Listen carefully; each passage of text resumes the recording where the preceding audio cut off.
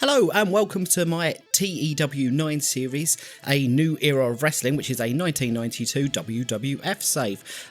We are on to our second episode of Superstars of Wrestling, and we'll be diving straight into that, heading towards the Royal Rumble. I am your host, Dave Mack, and let's dive in. We have got Wrestling Challenge, which is our B show. I'm currently booking that and not uploading videos of that because I think it's a bit boring. Nothing much happens on the B show. It's a bit more of a sort of proving ground for people to try and get people a little bit of momentum, get a few matches in there, etc, just to see how people are doing. But not much is happening, so I think that'll stay as a B show for the time being. But Superstars of Wrestling is our A show, and let us dive in. So we have Superstars of Wrestling, which is being held in front of 13,972 people at Madison Square Gardens. It automatically picked Madison Square Gardens for the last event, and it seems to have picked it again, so we might have to have a look at that, as it seems to be happening a few times. We have Virgil versus the Brooklyn Brawler, and in an abysmal pre-show match, Virgil defeated the Brawler in 7 minutes and 31 seconds for a segment rating of 43. Not expecting loads from that, really. Virgil hopefully will be involved in a match fairly soon for the Royal Rumble, so we're just getting him out there, just get him a win, even though it's on a pre-show, it doesn't really matter, so we'll go from there. Up next we have Jim Nidhart versus Coco Beware against a tag team of Shawn Michaels and Rick the Model Martel. A decent pre-show match. Michaels and Martel defeated Jim Nidhart and Coco Beware in 10 minutes and 30 seconds when Shawn Michaels pinned Coco with the Sweet Chin music for an in-ring for a segment rating of 66. Coco with a 42, and he was the weak link, so that doesn't surprise me there. Jim Nidhart with a 55. Rick the Model with a 69 and Shawn Michaels with a 67. Jim Nidhart was really off his game, and we've got JJ Dillon, who is the manager of Jim Nidhart, and Coco Beware did some good work at ringside.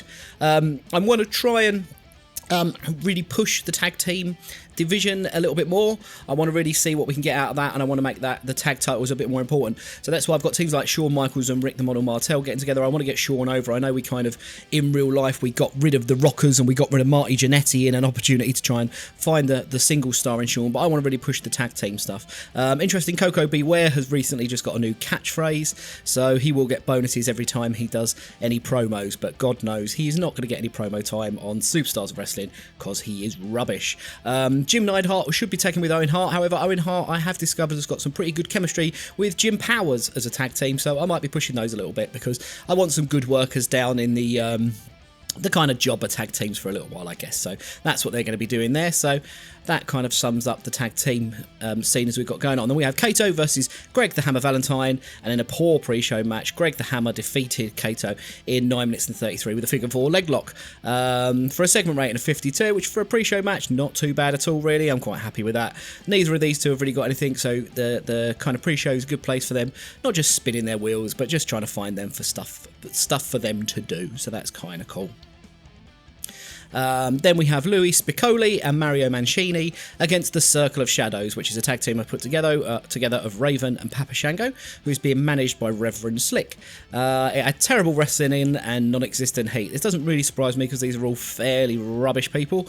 Raven and Papango beat them in 11 minutes and 13 seconds with the Voodoo Driver. Mario Mancini was the weak link. Mancini there with a 29, that is pretty poor. Spicolli with a 38. Shango and Raven with a 49 and a 45. Pretty good rating for a segment rate of 46. It's okay. Pre-show, it just is what it is. I want to try and get Raven and Papango pushed up there. They are right down the card at the moment. I don't want to give them the Goldberg treatment of beating everyone, but I'd like to kind of organically move them up over the next few months of time. So we'll see how that kind of goes from there. We have Marty Janetti versus Hercules. Had a decent reaction from the crowd, but subpar wrestling, unfortunately. Hercules beat Marty Janetti in 10 minutes and 9 seconds with a full Nelson. This was to work the crowd, so this is the end of our pre-show. We're just trying to get the crowd a bit primed for the main show for a segment rating of 58. Marty Janetti and Hercules have pretty good chemistry, so that's pretty good. Marty Janetti with a 61. Oh, that's pretty impressive, actually, for his in-ring rating. I was expecting a lot less from him there. And Hercules with a 43. I quite liked Hercules as a kid. I really like the artwork I've managed to get of him here. So he's not very happy with his booking from before the game started, so he starts the game with pretty annoyed morale. I want to push Hercules a little bit. He's a little bit older, but I think there's something there. I think we can push him up the card. I think he's got a lot of upside about him of being maybe a bit of muscle for someone. I've got some plans for him, so I don't want to give too much away. We don't want to blow our beans on what we're doing already, but yeah, I've got some plans for him. And our opening of the show, we have Owen Hart, who's very much a jobber, versus The Undertaker. In an extremely short match, The Undertaker defeated Owen Hart in 4 minutes and 48 by pinfall with a tombstone pile driver, telling a specific story. So the main idea being, you know, The Undertaker, the dead man kind of story we're doing here. Owen Hart with an in-ring of 56, Undertaker with a 70, and we get a segment rating of 56, not too bad. JJ Dillon, again, doing some good work with Owen Hart. Paul Bearer doing some good work, and Paul Bearer and The Undertaker understandably having really good chemistry, so that doesn't shock me at all. So then we'll move on to the next segment. Oh yes! It's almost time! January 26th, the Royal Rumble!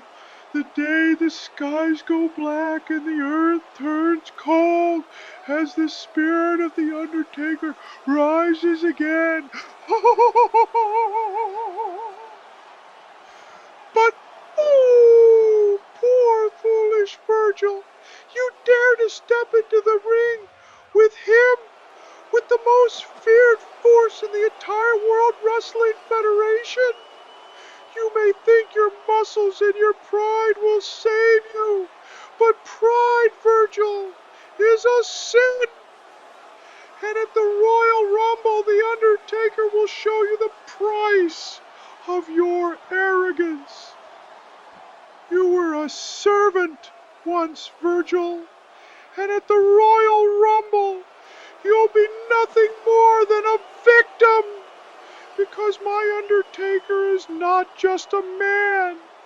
He is death incarnate, and when the bell tolls and your name is read from the book of the damned, he will lay you to rest forever.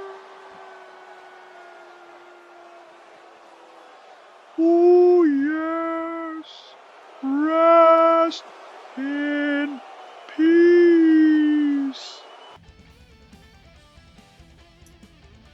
And there we go, we have Sean Mooney interviewing The Undertaker and Paul Bearer after the match, and there is a setting up of a match against Virgil at the Royal Rumble. So a segment rating of 67, we have Paul Bearer on the microphone, who's reasonably good, and we have The Undertaker just as an intimidation there, so not too bad. Undertaker came across well, colour commentary was good, and the angle got the crowd hotter, so that's always good. So let's move on to the next section.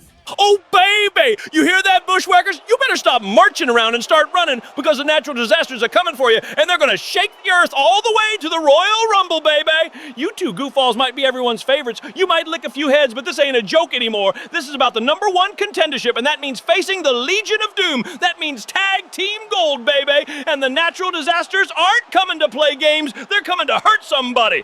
That's right. After we turn the Bushwhackers into bush pancakes, the only thing LOD is going to hear is the rumble of the natural disasters coming their way. You hear me, Hawk? You hear me, Animal? My boys are bigger. They're badder. And after we beat the Bushwhackers, we're going to the Royal Rumble, and we're taking those belts and bringing them home, baby. And there you have it, we have our #1 contenders match. We have the Natural Disasters against the Bushwhackers to take on the LOD at the Royal Rumble. So we got a segment rating there of 56 from Jimmy Hart, who was doing kind of a little promo on the Bushwhackers with Earthquake and Typhoon there. And up next we have the match where, as we expected, the Natural Disasters defeated the Bushwhackers in 10 minutes 34 with Earthquake pinned Butch with an Earthquake splash for a segment rating of 58, which isn't particularly high. Typhoon and Earthquake with a 54 and the 55 in-ring rating. Ideally would have hoped for better than that. That's not much better than the Bushwhackers, who really are very far down the crowd. Earthquake and Typhoon are a good team, but oh dear, look at this. Earthquake will be better off without Jimmy Hart. They simply don't work well together. Yeah, that's a bit of a pain, because I think Jimmy Hart's a very good mouthpiece for them, but we might have to look at that. I'm not sure I can immediately split them two up, but we'll see what happens. So yeah, a little bit disappointing there that Jimmy Hart not doing such great work with Earthquake, but we'll go from there. We'll see what we can do. And our main event of the evening, we have the Big Boss Man versus Ric Flair. In a good match, Ric Flair defeated the Big Boss Man in 12 minutes 58 with the figure 4 leg lock for a segment rating of 84. Wowzers. Big Boss Man with a 64 is really good, but Ric Flair, blimey O'Reilly, knocking it out the park here on Superstars of Wrestling with a 90 rating. Absolutely fantastic. Ric Flair and Mr. Perfect have excellent chemistry together. I've got no plans on splitting those up anytime soon. Big Bossman, he is one to watch. He is on my creative stuff as being a future star, so he is going to be kind of reasonably heavily featured. 64 is not too bad, and that's a pretty good end to the show for the main event. And we have one final segment to finish things off. You are looking at the man who is styling and profiling his way straight into the biggest Royal Rumble of all time. And guess what, WWF? The Nature Boy is officially declared himself an entrant. Not just to be there. Oh, no. Not just to compete. I'm entering the Royal Rumble to do what I've done my whole career. Win and walk out as the real, official, undisputed World Wrestling Federation champion, baby. Now I keep hearing all the chatter. Hulk Hogan this, Macho Man that. Sid Justice is so big and so scary.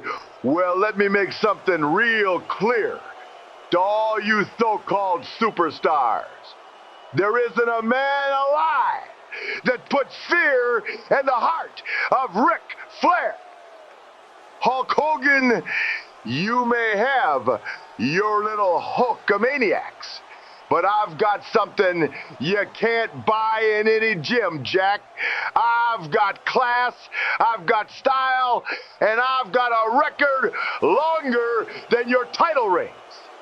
And Macho Man Randy Savage, you might be crazy, but I'm cunning.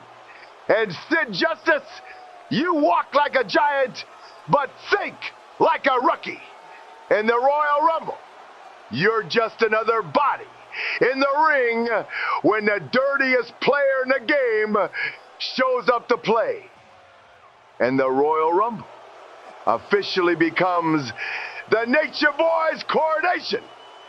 And when the smoke clears, you'll all bow to the man who walks that aisle, kisses your girl, and makes the boys cry. Woo! And there we have it. We end the show with Ric Flair declaring himself an entrant into the Royal Rumble to try and win the championship. We have an overall segment rating there of 77. A little bit disappointed. I think I'm going to have a little play around with our segments here. I think by having Lord Alfred Hayes in there as an interviewer, kind of good, but might have dragged that down a little bit. Mr. Perfect not doing very well isn't going to help things, but I think maybe some of these off-screen characters, etc., we might need to just have a little tinker to try and bring those segment ratings just for those angles up a little bit. But overall, really happy with that. I'm really happy we've got the Nature Boy entering the Rumble. Let's see how he's going to do. So we're going to finish the show and see what we got rated overall. And an overall rating of 81, which is pretty good there. We increased our popularity in 7 regions, and we've got some limited viewers there just through our TV deals that are not particularly great all over the place. But yeah, pretty overall happy with that as we're heading towards the Royal Rumble. Financials always looking good. We're always making a pretty decent profit per show, so that's always good news there. Popularity recap, yep, a couple of places there in India and in England. We're starting to improve a bit. The US, we're already quite popular, so it's quite a tough ask to start pushing those up a little bit, but we'll start doing that over in time, so I'm quite happy with that, really. But what did you think of the show? Honestly, I find it a bit tricky booking the pre-Rumble shows, just because to book towards a Royal Rumble where it's 30 men in a match, I think is quite difficult, and I don't think you can tell loads of stories within that match because it just gets a little bit clustered. Also, by not having a world champion, kind of hurts things a little bit because we haven't got we haven't got a champion for people to chase, whether that be a face or whether that be a heel, doesn't really matter. We just haven't really got anyone there that's got a purpose to be beaten. But hopefully, once we get the Rumble out of the way, I've definitely got a few more stories that are going to build into there. And let me know what you're thinking of the graphics and everything. Still, it's been a labour of love. It's really It's an interesting way of doing it for me. I'm finding it interesting. It's making it look a little bit prettier, which is something I've always said TEW struggles with. It looks a little bit, basic on the eye sometimes. So I think some of these, by adding in some of these graphics and adding in some of these interviews, I think he's kind of jazzing it up a little bit. But let me know what you think. I'm really enjoying it. Let's have a quick look at what we got here. Drug test fees. Oh my goodness, I can't believe we're testing for drugs, because I would imagine my backstage is full of them. So other than that, we're doing pretty well. Let me know, what did you think of the show? Did you think it's any good? Who do you think is going to win the Royal Rumble? If you was a betting person, where are you going to put your money on? I'm not sure who I'm going to go for at the minute. I book a little bit like Vince McMahon, in the sense that I've got great ideas and they can go out the window at the last minute. So who knows what can happen? Please let me know what you think of it all in the comments below. Otherwise, get on the Grey Dog forums and we can have a chat on there, because I do a write-up of this one as well. Otherwise, I will see you very soon, and take care of yourselves. Bye.